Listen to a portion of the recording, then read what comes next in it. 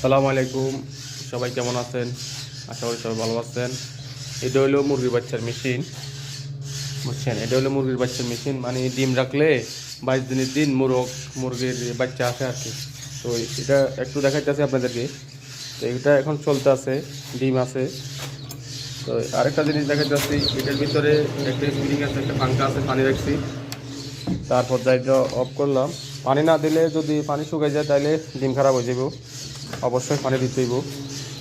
আর মশলা করি কই, এই যে মুরগির, এই যে মশলা করি মুরগির বাচ্চা আসতে আছে, দেখছেন?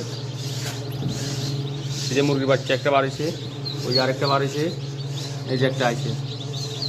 তো মশলা করি আস্তে আস্তে মুরগির বাচ্চা আসবে। তো এখানেও ডিম আছে অনেকগুলা, দেখতে পাচ্ছেন। তারপর এখানে মশলা করি কই ইয়া দিছি, মুরগির বাচ্চার জন্য খানা দিছি, পানি দিছি,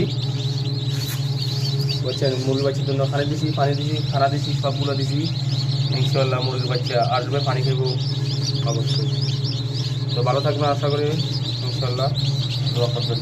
আরও নতুন নতুন ভিডিও দেখার জন্য আমার চ্যানেলটা সাবস্ক্রাইব করেন, একটা লাইক, একটা শেয়ার, একটা কমেন্ট করে যাবেন ইনশাল্লাহ।